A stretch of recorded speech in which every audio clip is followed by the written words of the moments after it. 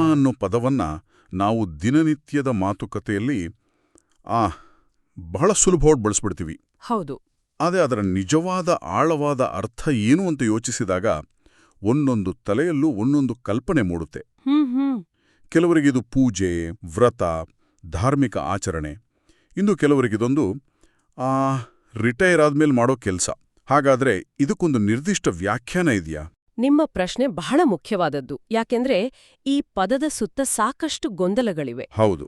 ಇದೇ ಗೊಂದಲವನ್ನ ನಿವಾರಿಸೋ ಉದ್ದೇಶದಿಂದ ಇರಬೇಕು ಗಾಯತ್ರಿ ಚೈತನ್ಯ ಅನ್ನುವ ಆಕರ ಗ್ರಂಥದಲ್ಲಿ ಅಧ್ಯಾತ್ಮವನ್ನ ಬಹಳ ವ್ಯವಸ್ಥಿತವಾಗಿ ವಿವರಿಸಿದ್ದಾರೆ. ಅದು ಕೇವಲ ನಂಬಿಕೆಯ ವಿಷಯವಲ್ಲ, ಅದೊಂದು ಜೀವನದ ಕಲೆ, ಬದುಕನ್ನ ನಡೆಸುವ ವಿಜ್ಞಾನ ಮತ್ತು ಅಂತಿಮವಾಗಿ ತನ್ನನ್ನು ತಾನರಿಯುವ ಒಂದು ಮಾರ್ಗ ಅಂತ ಸ್ಪಷ್ಟಪಡಿಸಲಾಗಿದೆ. ಹಾಗಾದ್ರೆ ಇವತ್ತಿನ ನಮ್ಮ ಚರ್ಚೆ ಆ ಗಾಯತ್ರಿ ಚೈತನ್ಯದ ಒಳನೋಟಗಳ ಮೇಲೆ ಆಧಾರಿತವಾಗಿದೆ. ಅದರ ಸಹಾಯದಿಂದ ಅಧ್ಯಾತ್ಮದ ಪದರಗಳನ್ನು ಒಂದೊಂದಾಗಿ ಬಿಡಿಸಿ ನೋಡೋಣ. ಖಂಡಿತ. ಮೊದಲಿಗೆ ಈ ಪದದ ಮೂಲದಿಂದಲೇ ಶುರು ಮಾಡೋಣವೇ? ಈ ಪುಸ್ತಕದಲ್ಲಿ ಅಧ್ಯಾತ್ಮ ಪದದ ವ್ಯುತ್ಪತ್ತಿಯನ್ನ ಅಂದ್ರೆ ಅದರ ಮೂಲವನ್ನ 2 ರೀತಿಯಲ್ಲಿ ವಿವರಿಸಿದ್ದಾರೆ. ಮೊದಲನೇದು ಅಧಿ ಪ್ಲಸ್ ಆತ್ಮನ್ ಈಕ್ವಲ್ ಅಧ್ಯಾತ್ಮ. ಇದು ಸರಳವಾಗಿ ಕಾಣಿಸುತ್ತೆ. ಹೌದು, ಇದು ಅಧ್ಯಾತ್ಮದ ಒಂದು ಪಾರಿಭಾಷಿಕ ಅರ್ಥ ಅಂತ ಹೇಳ್ಬೋದು. ಇಲ್ಲಿ ಅಧಿ ಅಂದ್ರೆ ಕುರಿತಾದ ಅಥವಾ ಸಂಬಂಧಪಟ್ಟ ಅಂತ. ಸರಿ. ಆತ್ಮನ್ ಅಂದ್ರೆ ಕೇವಲ ನಮ್ಮ ಜೀವ ಅಥವಾ ಪ್ರಾಣ ಅಂತ ಅಲ್ಲ. ಇಲ್ಲಿ ಅದರ ವ್ಯಾಪ್ತಿ ಬಹಳ ದೊಡ್ಡದು. ಪರಮಸತ್ಯ ಅಥವಾ ನಾನಾರೋ ಅನ್ನೋ ಪ್ರಶ್ನೆಗೆ ಸಿಗೋ ಅಂತಿಮ ಉತ್ತರವಾದ ತಾನು, ಆ ಮೂಲಭೂತ ಅಸ್ತಿತ್ವ. ಹಾಗಾ? ಸೊ ಪರಮಸತ್ಯವಾದ ಆತ್ಮನ ಕುರಿತಾದ ಜ್ಞಾನ ಅಥವಾ ಆತ್ಮನ ಕುರಿತಾದ ಅಧ್ಯಯನವೇ ಅಧ್ಯಾತ್ಮ. ಅಂದ್ರೆ ಇದೊಂದು ವಿಷಯದ ಅಧ್ಯಯನ, ಸ್ಟಡಿ ಆಫ್ ದ ಸೆಲ್ಫ್ ಅಂತ ಆಯ್ತು. ಇದು ಒಂದ್ ರೀತಿಯಲ್ಲಿ ಅಧ್ಯಾತ್ಮದ ಟೆಕ್ಸ್ಟ್ ಬುಕ್ ಡೆಫಿನೇಷನ್ ತರ ಇದೆ. ಹೌದು ಹೌದು. ಆದ್ರೆ ಗಾಯತ್ರಿ ಚೈತನ್ಯದಲ್ಲಿ ಇನ್ನೊಂದು ವಿವರಣೆಯೂ ಇದೆ. ಆ ಪ್ಲಸ್ ಧೀ ಪ್ಲಸ್ ಆತ್ಮನ್ ಈಕ್ವಲ್ ಟು ಅಧ್ಯಾತ್ಮ. ಇದು ಮೊದಲನೇದಕ್ಕಿಂತ ಹೆಚ್ಚು ಕ್ರಿಯಾತ್ಮಕವಾಗಿ ಕಾಣಿಸ್ತಾ ಇದೆ. ಖಂಡಿತ. ಈ ಎರಡನೇ ವಿವರಣೆ ಅಧ್ಯಾತ್ಮದ ಪ್ರಾಯೋಗಿಕ ಮತ್ತು ಆಳವಾದ ಅರ್ಥವನ್ನ ಕೊಡುತ್ತೆ. ಇಲ್ಲಿ ಪ್ರತಿಯೊಂದು ಭಾಗಕ್ಕೂ ಒಂದು ನಿರ್ದಿಷ್ಟ ಅರ್ಥವಿದೆ. ಆ ಎಂದರೆ ಅಲ್ಲಿಯ ತನಕ ಅಥವಾ ಟು ದ್ಯಾಟ್ ಎಕ್ಸ್ಟೆಂಟ್. ಧೀ ಎಂದರೆ ಶರೀರದಲ್ಲಿರುವ ಸರ್ವಶಕ್ತಿ ಅಥವಾ ನಮ್ಮಲ್ಲಿರುವ ಒಟ್ಟು ಚೈತನ್ಯ. ಸರ್ವಶಕ್ತಿ ಅಂತನಾ? ಹೌದು. ಮತ್ತು ಆತ್ಮನೆಂದರೆ ಆತ್ಮ ಅಥವಾ ಪರಬ್ರಹ್ಮ. ಇವೆಲ್ಲವನ್ನೂ ಸೇರಿಸಿದಾಗ ಶರೀರದಲ್ಲಿರುವ ಒಟ್ಟು ಶಕ್ತಿಯನ್ನು ಆತ್ಮನವರೆಗೆ ಅಥವಾ ಆತ್ಮನತ್ತ ಕರೆದೊಯ್ಯುವಿಕೆ, ಅದೇ ಅಧ್ಯಾತ್ಮ. ಇದು ಬಹಳ ಸ್ವಾರಸ್ಯಕರವಾದ ವ್ಯತ್ಯಾಸ. ಹಾಗಾದರೆ ಮೊದಲನೇ ವಿವರಣೆ ಅಧ್ಯಾತ್ಮವನ್ನ ಒಂದು ನಕ್ಷೆ, ಒಂದು ಮ್ಯಾಪ್ ಅಂತ ಹೇಳಿದ್ರೆ, ಎರಡನೇ ವಿವರಣೆ ಅದೊಂದು ಪಯಣ, ಜರ್ನಿ ಅಂತ ಹೇಳುತ್ತೆ. ಅತ್ಯುತ್ತಮವಾಗಿ ಹೇಳಿದಿರಿ. ನಕ್ಷೆ ಇರೋದು ಮುಖ್ಯ, ಆದರೆ ಪಯಣಿಸೋದೇ ಅದರ ಸಾರ್ಥಕತೆ. ಈ ವ್ಯತ್ಯಾಸವೇ ಜ್ಞಾನಕ್ಕೂ ಅನುಭವಕ್ಕೂ ಇರೋ ಅಂತರವನ್ನ ತೋರಿಸುತ್ತಲ್ವಾ? ನಿಖರವಾಗಿ. ಮೊದಲನೆಯದು ಜ್ಞಾನದ ಬಗ್ಗೆ, ಅಂದ್ರೆ ಏನು ತಿಳಿಬೇಕು ಅನ್ನೋದ್ರ ಬಗ್ಗೆ ಮಾತಾಡಿದ್ರೆ, ಎರಡನೆಯದು ಆ ಜ್ಞಾನವನ್ನ ಸಾಧಿಸುವ ಕ್ರಿಯೆಯ ಬಗ್ಗೆ, ನಮ್ಮ ಶಕ್ತಿಯನ್ನ ಒಂದು ದಿಕ್ಕಿನಲ್ಲಿ ಚಲಿಸುವಂತೆ ಮಾಡೋದ್ರ ಬಗ್ಗೆ ಮಾತಾಡುತ್ತೆ. ಈ ಶಕ್ತಿಯನ್ನು ಒಳಗೆ ತಿರುಗಿಸುವ ಪ್ರಕ್ರಿಯೆ ಬಗ್ಗೆ ಮಾತಾಡುವಾಗ 14 ಇಂದ್ರಿಯಗಳ ಪ್ರಸ್ತಾಪವೂ ಬರುತ್ತೆ. 5 ಜ್ಞಾನೇಂದ್ರಿಯಗಳು, 5 ಕರ್ಮೇಂದ್ರಿಯಗಳು. ಈ ಇಂದ್ರಿಯಗಳು ಈ ಪಯಣದಲ್ಲಿ ಹೇಗೆ ಪಾತ್ರವಹಿಸುತ್ತವೆ? ಗಾಯತ್ರಿ ಚೈತನ್ಯದ ಪ್ರಕಾರ ಈ ಇಂದ್ರಿಯಗಳೇ ನಮ್ಮ ಶಕ್ತಿ ಹೊರಗೆ ಹರಿಯೋಕೆ ಇರೋ ದಾರಿಗಳು. ನಮ್ಮ 5 ಜ್ಞಾನೇಂದ್ರಿಯಗಳು ಕಣ್ಣು, ಕಿವಿ, ಮೂಗು, ನಾಲಿಗೆ, ಚರ್ಮ ಇವು ಹೊರಗಿನ ಪ್ರಪಂಚದಿಂದ ಮಾಹಿತಿಯನ್ನ ಒಳಗೆ ತರ್ತವೆ. ಸರಿ. 5 ಕರ್ಮೇಂದ್ರಿಯಗಳು ಕೈ, ಕಾಲು, ಬಾಯಿ ಇತ್ಯಾದಿ ಹೊರಗೆ ಕ್ರಿಯೆಗಳನ್ನ ಮಾಡುತ್ತವೆ. ಇವುಗಳ ಜೊತೆಗೆ ನಮ್ಮ ಆಂತರಿಕ ಸಾಧನಗಳಾದ ಮನಸ್ಸು, ಬುದ್ಧಿ, ಚಿತ್ತ ಮತ್ತು ಅಹಂಕಾರ, ಅಂತಃಕರಣ ಚತುಷ್ಟಯ. ಹೌದು, ಇವುಗಳನ್ನ ಒಟ್ಟಾಗಿ ಅಂತಃಕರಣ ಚತುಷ್ಟಯ ಅಂತ ಕರೆಯುತ್ತಾರೆ. ಅಂದ್ರೆ ಒಟ್ಟು 14. ಸಾಮಾನ್ಯವಾಗಿ ನಮ್ಮ ದಿನನಿತ್ಯದ ಜೀವನದಲ್ಲಿ ಇವೆಲ್ಲವೂ ಹೊರಗಿನ ಪ್ರಪಂಚದ ಜೊತೆಗೆ ವ್ಯವಹರಿಸ್ತಿರ್ತವೆ. ನಮ್ಮ ಗಮನವೆಲ್ಲ ಹೊರಗೆ ಇರುತ್ತೆ. ಅದನ್ನೇ ಬಹಿರ್ಮುಖಿ ಪ್ರವೃತ್ತಿ ಅಂತ ಕರೆಯೋದು. ಈ 14 ಸಾಧನಗಳ ಸಹಜ ಸ್ವಭಾವವೇ ಹೊರಗಿನ ವಸ್ತು, ವಿಷಯ, ವ್ಯಕ್ತಿಗಳ ಕಡೆಗೆ ಹರಿಯೋದು. ತಡೆದು ಅದನ್ನ ಒಳಮುಖವಾಗಿ ಅಂದ್ರೆ ಆತ್ಮನ ಕಡೆಗೆ ತಿರುಗಿಸುವ ಪ್ರಕ್ರಿಯೆಯೇ ಆಧ್ಯಾತ್ಮಿಕ ಸಾಧನೆ. ಸರಿ.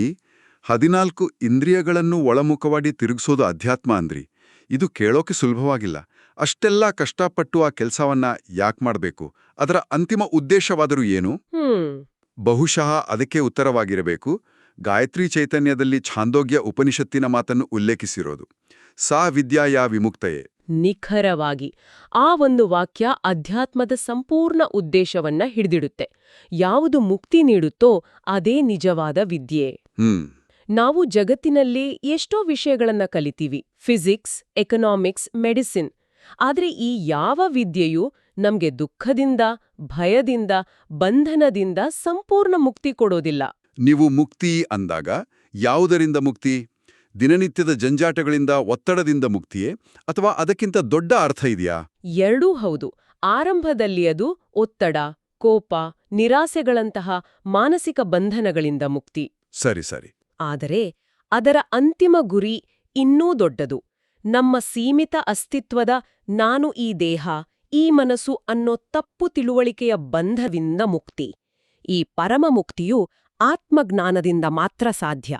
ಓ. ಅದಕ್ಕಾಗಿಯೇ ಅಧ್ಯಾತ್ಮವನ್ನು ಬೇರೆಲ್ಲಾ ವಿದ್ಯೆಗಳಿಗಿಂತ ಶ್ರೇಷ್ಠವಾದ ಪರಾವಿದ್ಯೆ ಅಥವಾ ಬ್ರಹ್ಮವಿದ್ಯೆ ಅಂತ ಕರೆದಿದ್ದಾರೆ. ಈ ಚರ್ಚೆಯಲ್ಲಿ ಇನ್ನೊಂದು ಕುತೂಹಲಕಾರಿ ಅಂಶವಿದೆ. ಆಧ್ಯಾತ್ಮಿಕ ಶಕ್ತಿಯ ಮೂಲದ ಬಗ್ಗೆ ಗಾಯತ್ರಿ ಚೈತನ್ಯದಲ್ಲಿ ಹೇಳುವಾಗ ಈ ಶಕ್ತಿ ಸೂರ್ಯದೇವತೆಯಾದ ಪೂಷಾ ದೇವತೆಯಿಂದ ಲಭ್ಯವಾಗುತ್ತೆ ಅಂತ ಹೇಳಲಾಗಿದೆ. ಇದನ್ನ ಹೇಗೆ ಅರ್ಥ ಮಾಡ್ಕೊಳ್ಬೇಕು? ಇಲ್ಲಿ ಪೂಷಾ ದೇವತೆ ಅನ್ನೋದನ್ನ ಅಕ್ಷರಶಃ ತೆಗೆದುಕೊಳ್ಳೋ ಬದಲು ಒಂದು ಶಕ್ತಿಯ ರೂಪಕವಾಗಿ ನೋಡೋದು ಹೆಚ್ಚು ಸೂಕ್ತ ಅನ್ಸುತ್ತೆ. ಓಕೆ. ಭೌತಿಕ ಜಗತ್ತಿಗೆ ಸೂರ್ಯ ಹೇಗೆ ಶಕ್ತಿಯ ಮೂಲವೋ, ಸೂರ್ಯನಿಲ್ಲದೆ ಇಲ್ಲಿ ಜೀವವೇ ಅಸಾಧ್ಯ ಅಲ್ವಾ? ಹೌದು. ಹಾಗೆಯೇ ನಮ್ಮ ಆಧ್ಯಾತ್ಮಿಕ ಪಯಣಕ್ಕೂ ಒಂದು ಕಾಸ್ಮಿಕ್ ಶಕ್ತಿಯ ಮೂಲವಿದೆ. ಗಾಯತ್ರಿ ಚೈತನ್ಯವು ಆ ಶಕ್ತಿಯನ್ನು ಸೂರ್ಯನ ದೇವತಾ ರೂಪದಲ್ಲಿ ಕಲ್ಪಿಸಿಕೊಂಡಿದೆ. ಇದರ ಆಳವಾದ ಅರ್ಥ ಏನು ಅಂದ್ರೆ, ನಮ್ಮ ಆಂತರಿಕ ಪಯಣ ಈ ಬ್ರಹ್ಮಾಂಡದ ಶಕ್ತಿಯೊಂದಿಗೆ ಸಂಪರ್ಕ ಹೊಂದಿದೆ. ಅದು ಕೇವಲ ನಮ್ಮ ಮನಸ್ಸಿನಾಟವಲ್ಲ. ಅಂದ್ರೆ ನಮ್ಮ ವ್ಯಕ್ತಿಗತ ಸಾಧನೆಗೆ ಒಂದು ವೈಶ್ವಿಕ ಆಯಾಮವೂ ಇದೆ ಅಂತಾಯ್ತು. ಸರಿ, ಈ ಶಕ್ತಿಯನ್ನ ಪಡೆದು ಅಧ್ಯಾತ್ಮದ ಹಾದಿಯಲ್ಲಿ ಸಾಗಿದ್ರೆ ಆಗುವ ಪರಿವರ್ತನೆಗಳ ಬಗ್ಗೆ ಒಂದು ಪಟ್ಟಿ ಇದೆ. ಅದು ಕೇಳೋಕೆ ಯಾವುದೋ ಪವಾಡದ ಹಾಗೆ ಕಾಣಿಸ್ತೆ. ತುಚ್ಛರನ್ನು ಉಚ್ಚರನ್ನಾಗಿ, ಲಘುವನ್ನು ಮಹಾನಾಗಿ, ಪುರುಷರನ್ನು ಪುರುಷೋತ್ತಮರನ್ನಾಗಿ ಮತ್ತು ನರರನ್ನು ನಾರಾಯಣರನ್ನಾಗಿ ಮಾಡುವ ವಿದ್ಯೆ ಇದು ಅಂತ ಹೇಳಲಾಗಿದೆ. ನರ ನಾರಾಯಣ ಆಗ್ತಾನೆ ಅನ್ನೋದು ದೊಡ್ಡ ಮಾತು. ನಿಜ ಜೀವನದಲ್ಲಿ ಇದರ ಸಣ್ಣ ರೂಪವನ್ನು ನಾವು ಹೇಗೆ ನೋಡಬಹುದು? ಇದು ಖಂಡಿತವಾಗಿಯೂ ದೊಡ್ಡ ಮಾತು. ಆದ್ರೆ ಇದು ಕಾವ್ಯಾತ್ಮಕ ಉತ್ಪ್ರೇಕ್ಷೆ ಅಲ್ಲ, ಇದೊಂದು ಪ್ರಜ್ಞೆಯ ಸ್ಥಿತ್ಯಾಂತರವನ್ನು ಸೂಚಿಸೋ ಮಾತು. ನರ ಅಂದ್ರೆ ತನ್ನನ್ನು ತಾನು ಕೇವಲ ಒಬ್ಬ ಸಾಮಾನ್ಯ, ಸೀಮಿತ, ದೌರ್ಬಲ್ಯಗಳಿರೋ ಮನುಷ್ಯ ಅಂತ ಭಾವಿಸೋ ಸ್ಥಿತಿ. ನಾರಾಯಣ ಅಂದ್ರೆ ತನ್ನ ನಿಜ ಸ್ವರೂಪವೂ ದೈವಿಕ, ಅನಂತ ಮತ್ತು ಎಲ್ಲಾ ಸಾಧ್ಯತೆಗಳಿಂದ ಕೂಡಿದೆ ಅಂತ ಅರಿಯೋ ಸ್ಥಿತಿ. ಈ ಪರಿವರ್ತನೆ ಒಂದೇ ದಿನದಲ್ಲಿ ಆಗಲ್ಲ. ಅದರ ಸಣ್ಣ ರೂಪಗಳನ್ನ ನಾವು ದಿನನಿತ್ಯದ ಜೀವನದಲ್ಲಿ ನೋಡಬಹುದು. ಉದಾಹರಣೆಗೆ, ಸುಲಭವಾಗಿ ಕೋಪಗೊಳ್ತಿದ್ದ ವ್ಯಕ್ತಿ ಶಾಂತವಾಗಿರಲು ಕಲಿಯೋದು. ಸರಿ. ಸಣ್ಣ ಸೋಲಿಗೆ ಕುಸಿದು ಹೋಗುತ್ತಿದ್ದವನು ಸ್ಥೈರ್ಯದಿಂದ ಇರೋದು, ತನ್ನ ಬಗ್ಗೆ ಮಾತ್ರ ಯೋಚಿಸ್ತಿದ್ದವನು ಇತರರ ಬಗ್ಗೆಯೂ ಪ್ರೀತಿ, ಕರುಣೆ ತೋರ್ಸೋಕೆ ಶುರು ಮಾಡೋದು. ಇವೆಲ್ಲವೂ ನಾರಾಯಣನಾಗೋ ಪಯಣದ ಮೈಲಿಗಲ್ಲುಗಳು. ಹಾಗಾದ್ರೆ ಇದೊಂದು ವ್ಯಕ್ತಿತ್ವದ ಸಂಪೂರ್ಣ ರೂಪಾಂತರ. ಇದನ್ನೇ ಆಚರಣೆಯಲ್ಲಿ ವಿವರಿಸುವಾಗ ಗಾಯತ್ರಿ ಚೈತನ್ಯದಲ್ಲಿ ಅಧ್ಯಾತ್ಮಕ್ಕೆ ಹಲವು ವ್ಯಾಖ್ಯಾನಗಳನ್ನು ಕೊಟ್ಟಿದ್ದಾರೆ. ಅದರಲ್ಲಿ ನನಗೆ ಬಹಳ ಆಸಕ್ತಿದಾಯಕ ಅನ್ನಿಸಿದ್ದು ಅಧ್ಯಾತ್ಮವನ್ನು ಜೀವನವನ್ನು ಜೀವಿಸುವ ಕಲೆ ಮತ್ತು ಜೀವನವನ್ನು ನಡೆಸಲು ಕಲಿಸುವ ವಿಜ್ಞಾನ ಅಂತ ಕರೆದಿರೋದು. ಹೌದು. ಈ ಕಲೆ ಮತ್ತು ವಿಜ್ಞಾನ ಪದಗಳು ಒಂದಕ್ಕೊಂದು ವಿರುದ್ಧವಾಗಿ ಕಾಣಿಸ್ತವೆ. ಅಧ್ಯಾತ್ಮ ಇವೆರಡು ಹೇಗಾಗೋಕ್ ಸಾಧ್ಯ? ಇದು ಅಧ್ಯಾತ್ಮದ ಸಮಗ್ರ ಸ್ವರೂಪವನ್ನು ತೋರಿಸುತ್ತೆ. ವಿಜ್ಞಾನ ಅಂದ್ರೆ ಏನು? ಅದರಲ್ಲಿ ಒಂದು ಕ್ರಮಬದ್ಧತೆ ಇರುತ್ತೆ, ನಿಯಮಗಳಿರ್ತವೆ, ಕಾರಣ ಕಾರ್ಯ ಸಂಬಂಧ ಇರುತ್ತೆ.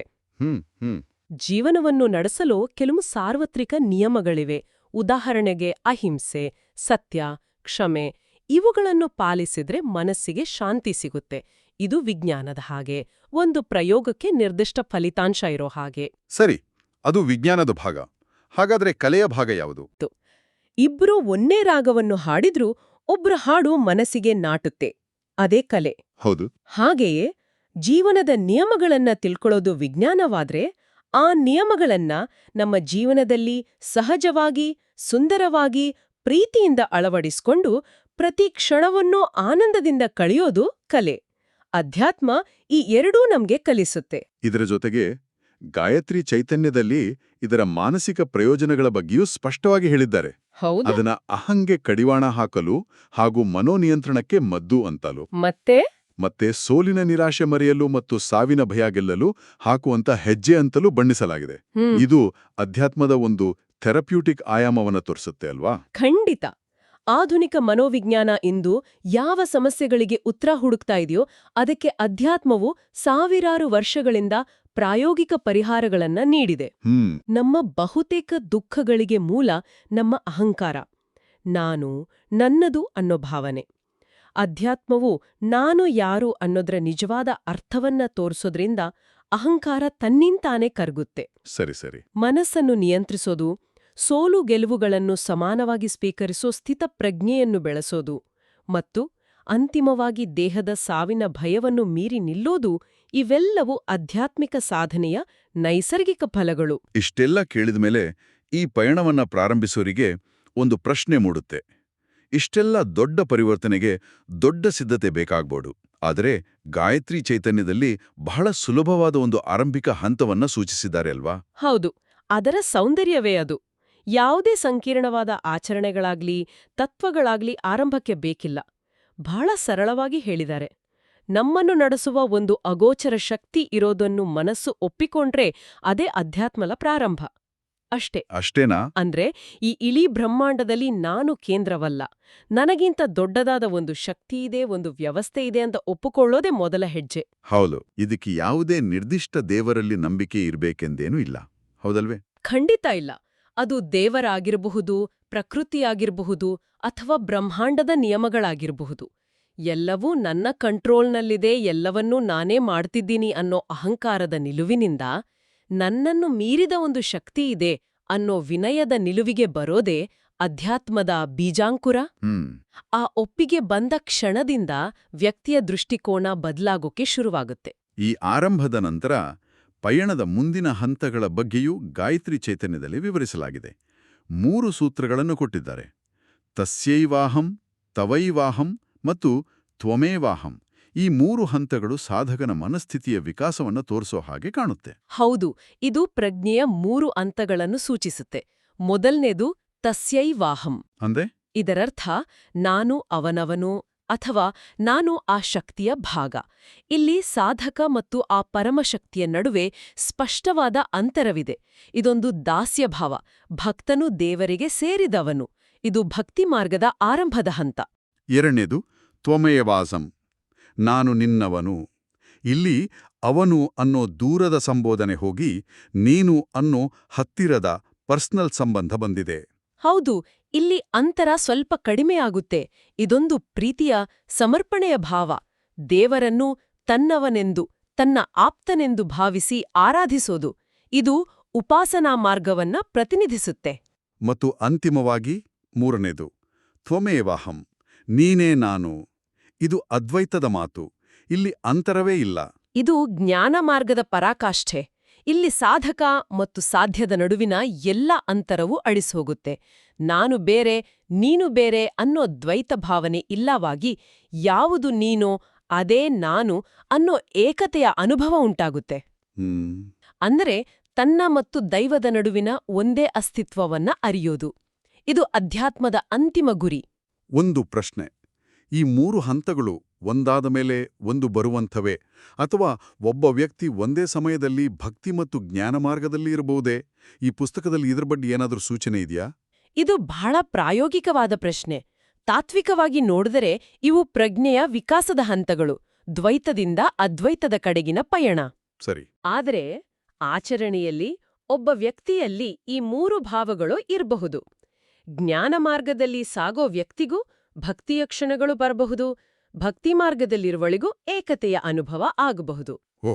ಸೊ ಇವನ್ನ ಕಟ್ಟುನಿಟ್ಟಾದ ಮೆಟ್ಲುಗಳು ಅಂತ ತಿಳಿಯೋ ಬದಲು ಒಂದೇ ಸತ್ಯವನ್ನ ನೋಡೋ 3 ವಿಭಿನ್ನ ದೃಷ್ಟಿಕೋನಗಳು ಅಂತ ಭಾವಿಸಬಹುದು. ಹಾಗಾದ್ರೆ ಇವತ್ತಿನ ಈ ಚರ್ಚೆಯನ್ನ ಒಟ್ಟುಗೂಡಿಸೋದಾದ್ರೆ ನಾವು ಅಧ್ಯಾತ್ಮ ಪದದ ಅಕ್ಷರಶಃ ಅರ್ಥದಿಂದ ಶುರು ಮಾಡಿ ಅದೊಂದು ನಕ್ಷೆಯಲ್ಲ, ಅದೊಂದು ಪಯಣ ಅಂತ ತಿಳ್ಕೊಂಡೆವು. ಹೌದು. ಅದರ ಅಂತಿಮ ಉದ್ದೇಶ ಬಂಧನದಿಂದ ಮುಕ್ತಿ. ಹೌದು. ಅದು ಜೀವನದ ಕಲೆ ಮತ್ತು ವಿಜ್ಞಾನ ಎರಡೂ ಹೌದು. ಮತ್ತು ಆ ಪಯಣದ ಆರಂಭಕ್ಕೆ ಬೇಕಿರೋದು ಕೇವಲ ಒಂದು ವಿನಯದ ಒಪ್ಪಿಗೆ. ಇದೊಂದು ಸಂಪೂರ್ಣ ವೈಯಕ್ತಿಕ ಪರಿವರ್ತನೆಯ ವ್ಯವಸ್ಥೆಯಂತೆ ಕಾಣಿಸ್ತಾ ಇದೆ. ಹೌದು. ಗಾಯತ್ರಿ ಚೈತನ್ಯದಲ್ಲಿ ವಿವರಿಸಿದಂತೆ ಅಧ್ಯಾತ್ಮ ಅನ್ನೋದು ಕೇವಲ ಒಂದು ನಂಬಿಕೆ ಅಲ್ಲ. ಅದು ತನ್ನನ್ನು ತಾನು ಅರಿಯುವ, ತನ್ನ ಶಕ್ತಿಯನ್ನ ಒಳಮುಖವಾಗಿ ಹರಿಸಿ ತನ್ನ ಮೂಲವನ್ನ ಸೇರುವ ಮತ್ತು ಅಂತಿಮವಾಗಿ ತನ್ನ ಜೀವನವನ್ನ ಸಾಮಾನ್ಯ ಸ್ಥಿತಿಯಿಂದ ದೈವಿಕ ಸ್ಥಿತಿಗೆ ಪರಿವರ್ತಿಸುವ ಒಂದು ಬಹುಮುಖಿ ಪ್ರಕ್ರಿಯೆ. ಅದು ಜ್ಞಾನವೂ ಹೌದು, ಕ್ರಿಯೆಯೂ ಹೌದು, ಭಾವವೂ ಹೌದು. ಕೊಳ್ಳುವುದು ಅಥವಾ ಸ್ವ ಅಧ್ಯಯನ ಅಂತ ಈ ಮೂಲದಲ್ಲಿ ಸ್ಪಷ್ಟವಾಗಿ ಹೇಳಲಾಗಿದೆ. ಇಂದಿನ ಜಗತ್ತಿನಲ್ಲಿ ನಾವು ಎಲ್ಲದರ ಬಗ್ಗೆಯೂ ಮಾಹಿತಿ ಸಂಗ್ರಹಿಸ್ತೀವಿ, ಜಗತ್ತಿನ ವಿದ್ಯಮಾನಗಳ ಬಗ್ಗೆ, ವಿಜ್ಞಾನದ ಬಗ್ಗೆ, ಇತಿಹಾಸದ ಬಗ್ಗೆ. ಆದರೆ ನಮ್ಮದೇ ಅಧ್ಯಯನವನ್ನ ನಾವು ಎಷ್ಟು ಗಂಭೀರವಾಗಿ ಪರಿಗಣಿಸಿದ್ದೀವಿ. ಹೊರಗಿನ ಪ್ರಪಂಚದ ಮಾಹಿತಿಯಿಂದ ತುಂಬಿರೋ ಈ ಕಾಲದಲ್ಲಿ ನಮ್ಮ ಜ್ಞಾನದ ಹುಡುಕಾಟವನ್ನ ನಿಜವಾಗಿಯೂ ಒಳಮುಖವಾಗಿ ತಿರುಗಿಸಿ ಆ ವಿಶೇಷವಾದ ಅಧ್ಯಯನವನ್ನ ಪ್ರಾರಂಭಿಸೋದರ ಅರ್ಥ ಏನಾಗಿರ್ಬೋದು?